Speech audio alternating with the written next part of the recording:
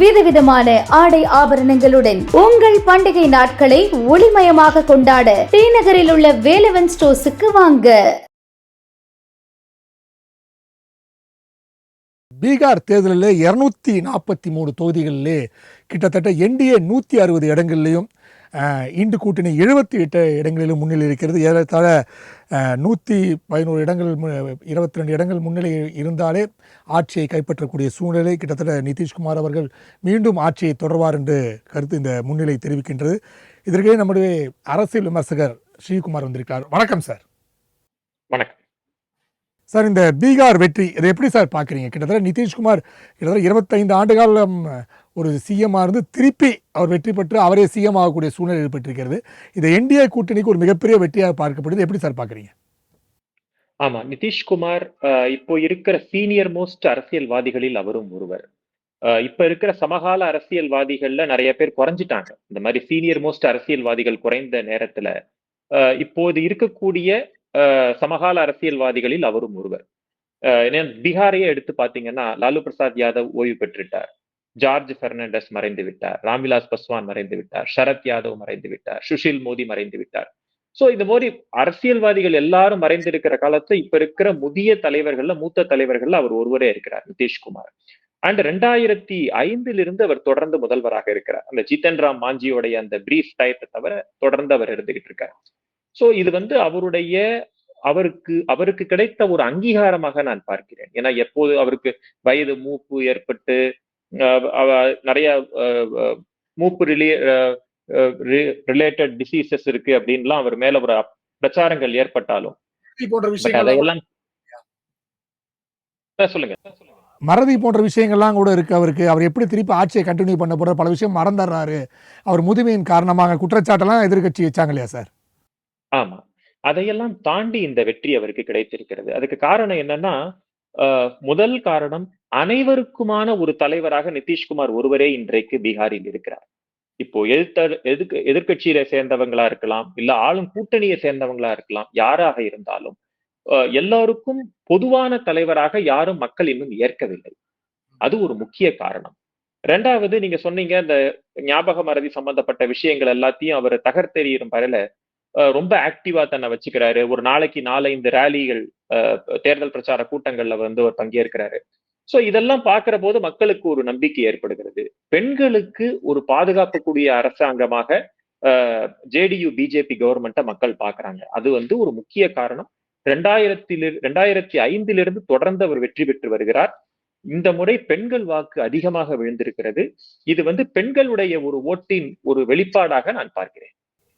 பார்த்தீங்கன்னா மூத்த அரசியல்வாதி நீண்ட கால இந்த முதல்வர் தொடர்ச்சியாக பார்த்தீங்கன்னா எனக்கு ஜோதி பாசுக்கு அப்புறம் ஒரு மிகப்பெரிய சாதனை படுத்திருக்காரு. வெஸ்ட் பெங்கால் அவர் நீண்ட காலமா ஒரு சிஎம்மா இருந்திருக்காரு. அதுக்கப்புறம் இப்போ எனக்கு தெரிஞ்ச அதிகமான காலங்களில் தொடர்ந்து சிஎம்மா இருந்தவர்ல இவர் முன்னிலையில் இருக்கார் இல்லையா சார்? நீங்க எப்படி இது பாக்குறீங்க? ஆமா, நவீன் பட்நாயக் மாதிரி இவரும் முன்னிலையில் இருக்கிறார்.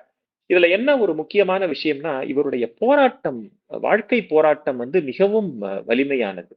சோசியலிஸ்ட் குரூப்போட சேர்ந்து ஜெயபிரகாஷ் நாராயணுடைய அந்த போராட்டத்தில் பங்கேற்றதாக இருக்கட்டும், ராம் மனோகர் லோகியா, கர்பூரி டாக்கூர் இவர்களோடு அவர் பணியாற்றிய விதமாக இருக்கட்டும், அதற்கு பிறகு ஜனசங்கத்தின் மீது தொடர்பு ஏற்பட்டு வாஜ்பாய், அத்வானி இவர்களோடு கூட்டணி அரசாங்கத்தில் முக்கிய பங்கு வகித்த அந்த திறமையாக இருக்கட்டும். ஏன்னா வாஜ்பாய் கவர்மெண்ட் சென்ட்ரல் கவர்மெண்ட்ல இருந்த போது ரயில்வேஸ், அக்ரிகல்ச்சர், சர்ஃபேஸ் டிரான்ஸ்போர்ட் இது போன்ற பல முக்கிய துறைகளில் அவர் பங்காற்றி இருக்கிறார். இன்ஃபேக்ட் நீங்க இப்ப பாக்குறீங்க இல்லையா, அந்த தட்கல் சேவை, ரயில் சேவை, அதே போல கம்ப்யூட்டர்ல ரிசர்வேஷன் பண்றோம், ரயில்வே ரிசர்வேஷன்லாம் நம்ம பண்றோம், ஆன்லைன்ல பண்றோம். இது எல்லாத்துக்கும் முன்னோடி நிதிஷ்குமார் தான். சோ அவருடைய ஏற்படுத்திய அந்த அமைச்சரவையில் அவர் ஏற்படுத்திய பங்கு இதெல்லாம் ரொம்ப முக்கியமானது. சோ அதுக்கப்புறம் 2005 அவர் மாநில தேர்தலுக்கு வருகிறார். மத்திய பொறுப்பிலிருந்து மாநில தேர்தலுக்கு வருகிறார். பாஜகவின் துணை கொண்டு அவர் கவர்மெண்ட் ஃபார்ம் பண்றாரு. சோ ஃபர்ஸ்ட் கவர்மெண்ட் முதல்ல இந்த லா அண்ட் ஆர்டரை சரி பண்றாரு, சட்டம் ஒழுங்கை சீர் செய்து. அதுக்கப்புறம் பெண் குழந்தைகளுக்கு ஸ்கூல் போகிற குழந்தைகளுக்கு சைக்கிள் கொடுக்கக்கூடிய திட்டம், அப்புறம் மதுபானங்களை தடை செய்யும் அந்த திட்டம், இது எல்லாமே படிப்படியாக அவருடைய அந்த இமேஜை வந்து இன்க்ரீஸ் பண்ணிக்கிட்டு இருந்தது. நடுவுல ஒரு சில நேரங்கள்ல அவர் கட்சி மாறுகிறார், அணி மாறுகிறார் அப்படிங்கிற ஒரு ஒரு பரவலான குற்றச்சாட்டு இருந்தாலும் சார், அவருடைய மோடிக்கு credibility பிரைம் மினிஸ்டர் போட்டிக்கே அவர் வருவார், மோடிக்கு எல்லாம் சொல்லப்பட்டது இல்லையா சார்? ஆமா சொல்லப்பட்டது. அவர் வந்து அவருடைய நம்பகத்தன்மையை யாரும் குறைத்து மதிப்பிட முடியாது. ஏன்னா அவருக்கு ஃபேமிலி பாலிடிக்ஸ் கிடையாது, குடும்ப அரசியல் அவர் செய்யவில்லை, அவர் மீது ஊழல் கரை கிடையாது, எந்த ஊழலுக்கும் அவர் வந்து அவர் மேல் குற்றச்சாட்டு ஏற்பட்டது கிடையாது. சோ இப்படிப்பட்ட ஒரு அரசியல்வாதிகள்ல வந்து ரெண்டாவது பீகார் மாதிரி ஒரு பின்தங்கிய மாநிலத்துல இப்படிப்பட்ட ஒரு அரசியலை நடத்துவது மிகவும் ஒரு ஒரு போராட்டத்துக்குரிய ஒன்று, ஒரு சேலஞ்சிங்கான ஒரு விஷயம். அதுல எடுத்து அவர் பண்றாரு அப்படிங்கும் போது அவரை பாராட்டாமல் இருக்க முடியாது. ஸோ அதே மாதிரி பார்த்தீங்கன்னா இந்து கூட்டணி மகாகத்பந்தன் அதில் வந்து பார்த்தீங்கன்னா பல்வேறு பின்னடைவுகள் இது இருந்திருக்குன்னு நினைக்கிறேன். தோல்விக்கு காரணம் பார்த்தீங்கன்னா பல்வேறு பின்னடைவுகள். அதாவது அவர் சீட் ஷேரிங்லேருந்து பிரச்சனை, அதுக்கப்புறம் அவரோட சகோதரரே வந்து தேஜஸ்வியோட சகோதரே பல்வேறு பிரச்சனையை கொடுத்தது. அப்புறம் ராகுல் காந்தி வந்து இவர் வந்து முதல்வர் வேட்பாளர் அங்கீகரிப்பதிலே பிரச்சனை. அவர் கடைசி தேர்தல் கடைசி நடப்பதற்கு ஒரு 5 நாட்கள் முன்பே களத்துக்கே வந்தார் ராகுல் காந்தி. ஸோ இது மாதிரி பல்வேறு ஒரு பின்னடைவு தான் இதுக்கெல்லாம் காரணம். ஸோ இந்த பின்னடைவுக்கும் அது போன்ற செயல்பாடுகளுக்கும் தான் இந்த தோல்விக்கான காரணம்னு சொல்லலாமா சார்? ஆமா, நீங்க சொல்வது எல்லாமே உண்மை. அதை மறுக்கவே முடியாது. ஏன்னா நீங்க சொல்ற ஒவ்வொரு பாயிண்ட்டுமே முக்கியமான விஷயங்கள். தேஜஸ்வி யாதவ் அந்த கூட்டணி சரியான முழுமை பெறாமல் போனது. ஏன்னா இந்த பக்கம் தேசிய ஜனநாயக கூட்டணி ஒரு முழுமையான கூட்டணியாக இருந்தது. இதற்கு முன்னாடி 2020 அந்த முழுமையான கூட்டணியாக இல்லை. ஏன்னா சிராக் பாஸ்வான் தனியா நின்னார்.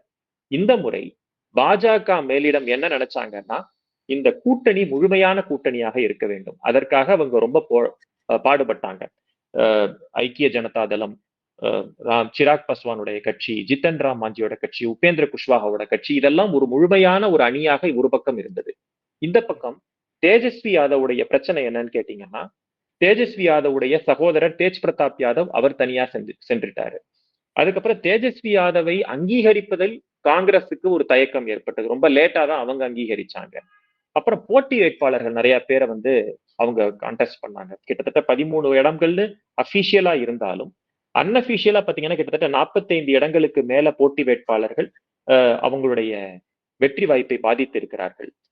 இதை தவிர இன்னும் ஒரு காரணம் என்னன்னா, தேஜஸ்வி யாதவ் ஒரு யாதவர்களுக்கு உண்டான தலைவராகவும் இஸ்லாமியர்களுக்கு ஒரு நெருங்கிய தலைவராகவும் தான் பார்க்கப்பட்டாரே தவிர அனைத்து சமுதாயத்தினராலும் ஏற்றுக்கொள்ளப்பட்ட ஒரு தலைவராக இன்னும் எழும்பி வரவில்லை. அது வந்து அவருடைய ஒரு பெரிய ஒரு பின்னடைவாக பார்க்கிறேன். ஏன்னா ஒரு அரசியல் தலைவராக எழும்பி வர வேண்டும் என்றால் பீகார் போன்ற பல ஜாதிகளை உள்ளடக்கிய ஒரு மாநிலம். பீகார்ல ஜாதிகளுக்கு முக்கியத்துவம் கொடுப்பார்கள். 90% மக்கள் ஜாதியின் அடிப்படையிலேயே வாக்களிக்கிறார்கள் பீகாரை பொறுத்த வரைக்கும். அங்க வந்து யாதவர்கள், இஸ்லாமியர்கள், பிராமணர்கள், பூமிகார்கள், ராஜ்புட், தலித், மகாதலித், ஓபிசி, இபிசி, எப்படி பல பிரிவுகள் இருக்காங்க. சோ இத்தனை பிரிவுகளையும் நீங்கள் உள்ளடக்கிய ஒரு அரசியலை எடுத்து செல்ல வேண்டும் என்றால் அதற்கு தகுந்த ஒரு தலைவராக எழும்பி வர வேண்டும். அந்த அந்த பிரச்சனையில் தேஜஸ்வி யாதவுக்கு இருக்கிறதாக நான் பார்க்கிறேன். அதே மாதிரி பாத்தீங்கன்னா கடந்த முறை ஒரு 114 இடங்களை பெற்றிருக்கிறார்கள் தேஜஸ்வி இந்து கூட்டணி. ஆனா இந்த வாட்டி பாத்தீங்கன்னா ஒரு 77 இடங்களுக்கே திணறுது. கிட்டத்தட்ட 37 இடங்கள் வந்து குறைவா பெற்றிருக்கிறாங்க. ஸோ 37 இடங்கள்ல வந்து அவர்கள் வந்து குறைவா பெறுவதற்கு என்ன காரணமா இருக்கும்னு நினைக்கிறீங்க சார்? இல்ல 2020க்கும் 2025க்கும் ஒரு வித்தியாசம் இருக்குது. 2020 கோவிட் ஒரு முக்கிய பங்காற்றியது. புலம்பெயர்ந்த தொழிலாளர்கள் வந்தது, அங்க வந்து பல பிரச்சனைகளுக்கு உள்ளானது. அப்போது நிதிஷ்குமார் மீது ஒரு பெரிய அதிருப்தி இருந்தது. சோ இதெல்லாம் ஒரு காரணமாக இருந்தது. தேஜஸ்வி யாதவ் அந்த நேரத்துல ஒரு பெரிய பாப்புலர் லீடராக அவர் வந்து எல்லாருக்கும் முன்னாடி வலம் வந்தார். 2025ல 2020 அளவிற்கு தேஜஸ்வி யாதவின் மதிப்பு எழவில்லை, அது குறைய ஆரம்பித்து விட்டது. நிதிஷ்குமார் மீது ஒரு அனுதாபம் ஏற்பட ஆரம்பிச்சது. ஏன்னா அவங்க மக்கள் எப்படி பாக்குறாங்கன்னா, நிதிஷ்குமார் இது அவருடைய கடைசி டேர்ம் அப்படின்னு பாக்குறாங்க. 2025ல இருந்து 30 தான் அவருடைய கடைசி டேர்மா இருக்க போகுது. அவருக்கு ஒரு நன்மதிப்பு கொடுக்கும் வகையில் இவருக்கு இந்த தடவை அவருக்கு வாய்ப்பு கொடுப்போம் அப்படின்னு மக்கள் பார்ப்பதாக நான் பார்க்கிறேன். இன்னொரு முக்கிய காரணம், போன தடவையை விட இந்த தடவை தேசிய ஜனநாயக கூட்டணி மிகச் சிறப்பாக அவங்களுடைய அந்த வியூகங்களை வகுத்திருக்கிறார்கள். அது வந்து இந்த 10,000 ரூபாய் அந்த ஸ்கீமா இருக்கலாம், அந்த நலத்திட்ட உதவியா இருக்கலாம், அல்லது அந்த வேட்பாளர்களை அழகாக அவர்கள் யாருக்கு எங்கு வெற்றி வாய்ப்பு ஜாஸ்தி இருக்கிறதோ, ஏன்னா எல்லாருக்குமே இப்ப இந்த கூட்டணியில பாத்தீங்கன்னா இப்ப தேர்தல் முடிவுகள் வந்துகிட்டு இருக்கு. எல்லா கூட்டணி தலைவர்களுக்கும் அங்கு வெற்றி வாய்ப்பு அதிகமாக இருக்கிறது. பாஜக மட்டும் ஜெயிச்சு ஐக்கிய ஜனதாதளம் குறையல, அந்த மாதிரி இல்ல. பாஜகவும் வெற்றி பெறுகிறது, ஐக்கிய ஜனதாதளம் வெற்றி பெறுகிறது, சிராக் பாஸ்வானும் வெற்றி பெறுகிறார். சோ அந்த வெற்றியின் பங்கு எல்லாருக்கும் கிடைக்கிறது. இதற்கு முக்கிய காரணம் அந்த வியூகம் வகுக்கும் போதே யாருக்கு எங்கு பலமான இடங்கள் என்று தெரிந்து பிரித்து அழகாக அவர் நின்றது அதற்கு ஒரு காரணமாக இருக்கும் என்று பார்க்கிறேன். சார், கடந்த முறை பார்த்தீங்கன்னா அது நமக்கு வந்து 122 இடங்கள், அதுதான் வந்து அறுதி பெரும்பான்மை ஒரு ஆட்சி அமைப்பதற்கு. இப்போ போகிற மாட்டி பார்த்தீங்கன்னா அது பக்கத்தில் தான் இருந்தாங்க. என்டிஏ கூட்டணி கிட்டத்தட்ட 22 24 அந்த சீட்டு இதில் தான் இருந்தாங்க. இப்போ பார்த்தீங்கன்னா கிட்டத்தட்ட 46 இடங்கள் அதிகமாக இருக்கிறது, மிகப்பெரிய வெற்றியை பெற்றிருக்கிறது. ஸோ ஆனால் பார்த்தீங்கன்னா பல இடங்களில் சொல்லும்போது இது வந்து நிதிஷ்குமாருக்கு வந்து பெரிய ஒரு வெற்றி கிடைக்காது அப்படின்லாம் சொன்னாங்க. அப்போ பலரும் எதிர்பார்த்ததுன்னா சரி ஓகே 120 125 அது மாதிரி தான் வெற்றி பெறுவான்னு எதிர்பார்த்த சூழ்நிலை கிட்டத்தட்ட 47 இடங்கள் கடந்த முறையை விட இந்த வாட்டி அதிகம் பெற்றிருப்பது வந்து ஒரு அசுர பலத்துடன் வெற்றி பெற்றிருக்கிறதா பார்த்துருக்கோம். ஸோ இது எப்படி பார்க்குறீங்க? இந்த அசுர பலத்திற்கான காரணம் என்ன நினைக்கிறீங்க சார்? முதல்ல தமிழ்நாட்டுல இருக்க பத்திரிகையாளர்கள் நிறைய பேருக்கு பீகார் அல்லது வட மாநிலங்கள் அல்லது தேசிய கண்ணோட்டத்தில் ஒரு பார்வையின் ஒரு பிரச்சனை இருப்பதாக நான் பார்க்கிறேன். பொதுவாகவே நான் சொல்கிறேன். என்ன ப்ராப்ளம்னா, அவங்க என்ன நினைக்கிறாங்கன்னா, அவங்க மனசுல பட்டது வந்து அரசியல் முடிவுகளாக அவர்கள் பார்க்கிறார்கள். இந்த போக்கு முதலில் மாற வேண்டும். அரசியல் அப்படிங்கிறது அவங்களுடைய கண்ணோட்டத்தை தாண்டியது, மக்கள் பார்வைக்கு உட்பட்டது. பத்திரிகையாளர் பார்வைகள் அரசியல் நடக்காது. பத்திரிகையாளர்கள் மக்கள் மனதில் நடக்கக்கூடிய அரசியலை புரிந்து சொல்லக்கூடிய தகுதி இருக்க வேண்டுமே தவிர, அதுதான் அதுல ஒரு முக்கிய காரணம். ஏன்னா இங்க இருக்கிறவங்க நிறைய பேரு ஆல்ரெடி ஒரு ஒரு ஒரு நரேட்டிவை செட் பண்ணிட்டாங்க. பீகார் ஜெயிக்காது, நிதிஷ்குமாருக்கு வயசாயிடுச்சு, தேஜஸ்வி யாதவ் இளம் தலைவர், அவர் மேலெழும்பி வருகிறார், வேலையில்லா திண்டாட்டம் தலைவிரித்து ஆடுகிறது. சோ இது சொல்லும் பொழுது ஏன்னா அவங்க மனசில் இருக்கும் ஆசைகளை கணிப்பாக சொல்கிறார்கள். அது நடக்க போவது கிடையாது. என்றைக்குமே கணிப்பு வேறு, அரசியல் வேறு. அது ஒரு காரணம். இரண்டாவது முக்கிய காரணம், போன தடவை 125 சீட்டு மட்டும்தான் என்டிஏ ஜெயிச்சாங்க. 110 சீட்டு வந்து தேஜஸ்வி யாதவ் ஜெயிச்சார். இந்த முறை கிட்டத்தட்ட 3/2 பங்கு 243 வச்சுக்கிட்டாங்க. அதுல 3/2 160 சீட்டு கிட்டத்தட்ட அதை நெருங்குகிறார்கள் அப்படின்னு பாக்குறோம். அண்ட் இன்னொன்னு, இந்த தேர்தல் ட்ரெண்ட்ல நீங்க பாத்தீங்கன்னா ஒரு 150 சீட்டை தாண்டியாச்சுன்னா அதுக்கு மேல போற சீட்டை வந்து கணிக்க முடியாது. ஏன்னா இது வந்து ஒரு வேவ் எலெக்ஷன், இது ஒரு அலை. சோ இது வந்து எவ்வளவு தூரத்துக்கு போகுங்கிறத நம்மளால சொல்ல முடியாது. ஒரு 150 160 அந்த த்ரெஷ்ஹோல்டுன்னு சொல்லுவோம் இல்லையா, அதை வச்சுக்கிட்டு பார்த்தோம்னா அதை தாண்டி வரக்கூடிய எல்லாமே எந்த அளவுக்கு எடுத்து செல்லும் என்று சொல்வது மிகவும் கடினம். சார், அதே மாதிரி பார்த்தீங்கன்னா இப்போது ஊழல், அதாவது எனக்கு தெரிஞ்சு தேஜஸ்வி மேலாம் வந்து அவங்க தந்தையார் செய்த ஊழல் வந்து இன்னும் அது ஒரு பெரிய கரையாக அந்த கட்சி மேலே படர்ந்துருக்கிறது, அந்த குடும்பத்து மேலேயே படர்ந்து இருக்கிறது. ஸோ இவங்க ஆட்சிக்கு வந்தால் மீண்டும் அந்த ஊழல் என்பது தலை தூக்கக்கூடிய சந்தர்ப்பமெல்லாம் ஏற்படுவதற்காக தான் ஒருவேளை பொதுமக்கள் அந்த கட்சியை ஒதுக்குறாங்களா? ஊழல் மட்டும் காரணம் அல்ல. முதல்ல அராஜகம், பெண்கள் பாதுகாப்பு, சட்டம் ஒழுங்கு சூழ்நிலை, இதுதான் முக்கிய காரணம். ஏன்னா அந்த ஜங்கிள் ராஜ் அப்படின்னு சொல்லக்கூடிய காட்டாட்சியை அந்த மக்கள் அனுபவித்திருக்கிறார்கள். அங்க இருக்கக்கூடிய பட்டியலின மக்கள் அங்க வந்து சேஃப்டியே கிடையாது. நீங்க ரோட்ல போயிட்டு ஈவினிங் வந்து வீட்டுக்கு வர்றது வந்து நிச்சயம் கிடையாது. அந்த மாதிரி ஒரு சூழ்நிலை. பெண்களுக்கு மட்டுமல்ல, ஆண்களுக்குமே இந்த நிலைமை இருந்தது. சோ வியாபாரிகள் வியாபாரம் செய்ய முடியாது. சோ இத வந்து இப்ப இருக்கிற தமிழ்நாட்டுல இருக்கிறவங்ககிட்ட சொன்னா அது உங்களுக்கு புரியாது. அதனாலதான் ஒரு சட்டம் ஒழுங்க சீர் செஞ்ச உடனேயே ஒரு பெரிய ரிலீஃபா மக்கள் அதை பார்க்க ஆரம்பிச்சாங்க. ஒரு சைக்கிள் கொடுக்கிறது ஒரு சாதாரண திட்டம், அது ஒரு பெரிய விஷயமாக அங்கு பார்க்கப்பட்டது. ஏன்னா அந்த மக்கள் அதெல்லாம் பார்த்ததே கிடையாது. தமிழ்நாட்டுல வந்து நலத்திட்ட உதவிகளை வந்து நம்ம பெருசா சொல்றோம். அங்க இருக்கக்கூடிய நலத்திட்ட உதவிகள் என்னன்னா அந்த மக்களுக்கு சென்று சேரும் போது அதை பெரிதாக பார்க்கிறார்கள் அந்த மக்கள். ஏன்னா அது அவங்களால அனுபவிச்சது கிடையாது. டாய்லெட் ஃபெசிலிட்டி, கவர்மெண்ட் மத்திய அரசாங்கம் வந்த பிறகு எல்லாருக்கும் டாய்லெட் கட்டி கொடுக்கணும் அப்படின்னு சொல்லும் போது அது ஒரு பெரிய விஷயமாக அங்க பார்க்கப்பட்டது. ஏன்னா அவங்களுக்கு அந்த பிரச்சனை இருந்தது. சோ இது போன்ற பல விஷயங்களை அந்த லாலு பிரசாத் யாதவின் ஆட்சியில் அவர்கள் அனுபவித்திருக்கிறார்கள். சோ அதற்காகத்தான் இந்த அரசாங்கம் வரும்பொழுது, சோ மத்தியிலும் ஒரு அரசாங்கம் இருக்கிறது, மாநிலத்திலும் ஒரு அரசாங்கம் இருக்கிறது. இவர்களுக்கு மக்களுக்கு தன்னுடைய அன்றாட செயல்பாடுகளை செய்வதில் இந்த அரசாங்கங்களால் குறுக்கீடு இல்லை, ஊழல் இல்லை, அராஜகம் இல்லை, சட்டம் ஒழுங்கு பிரச்சனை இல்லை, பெண்கள் பாதுகாப்பு ஓரளவு இருக்கிறது என்பதால் தான் மக்கள் மீண்டும் இந்த ஆட்சியை தேர்ந்தெடுப்பதாக நான் பார்க்கிறேன்.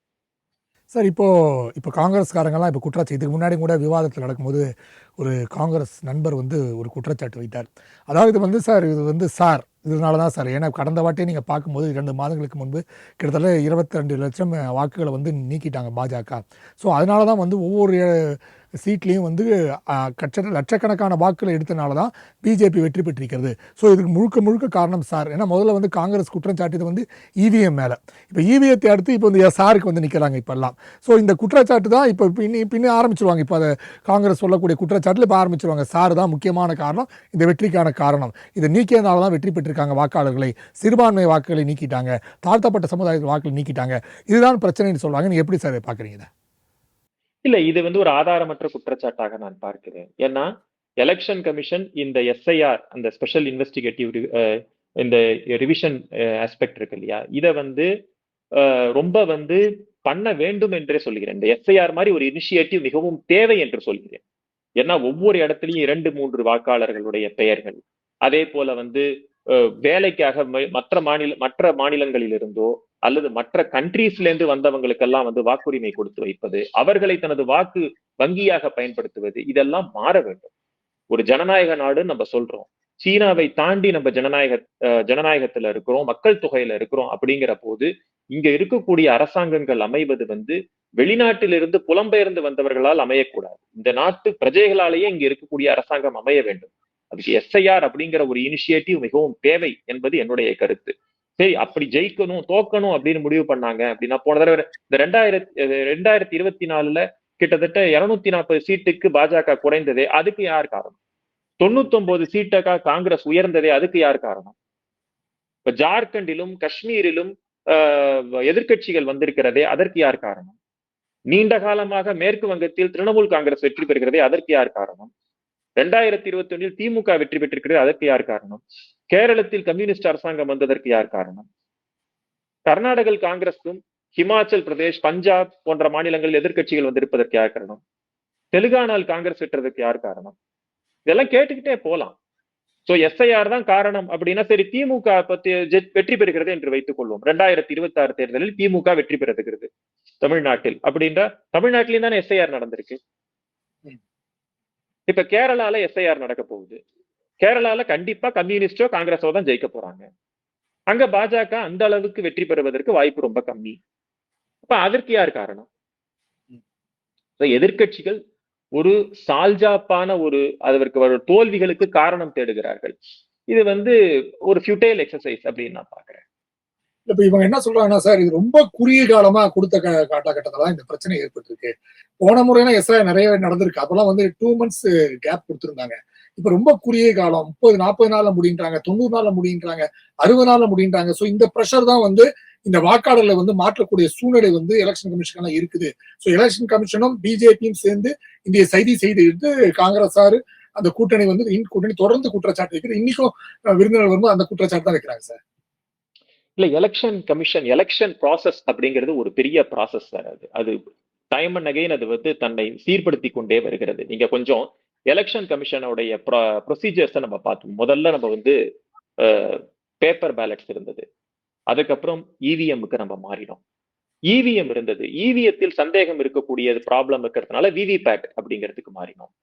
அதுக்கப்புறம் எலெக்ஷன் கமிஷனோட வெப்சைட், முன்னெல்லாம் பாத்தீங்கன்னா ஒவ்வொன்னுத்தையும் டிவியில, நம்ம தூர்தர்ஷன்ல முன்னாடி எல்லாம் உங்களுக்கு ஞாபகம் இருக்கும், காலையில ஆரம்பிச்சாங்கன்னா ட்ரெண்ட் வரத்துக்கே சாயந்தரம் ஆகும், மறுநாளைக்கு தான் ரிசல்ட்டே வரும். அப்படி இல்லாம 1 or 2 ஹவர்ஸ்லயே இப்ப நம்ம இந்த விவாதத்தை நடத்திக்கிட்டு இருக்கோம். ரிசல்ட்டை வச்சு நம்ம விவாதம் பண்ணிக்கிட்டு இருக்கோம், பேசிக்கிட்டு இருக்கோம், டிஸ்கஸ் பண்ணிக்கிட்டு இருக்கோம்.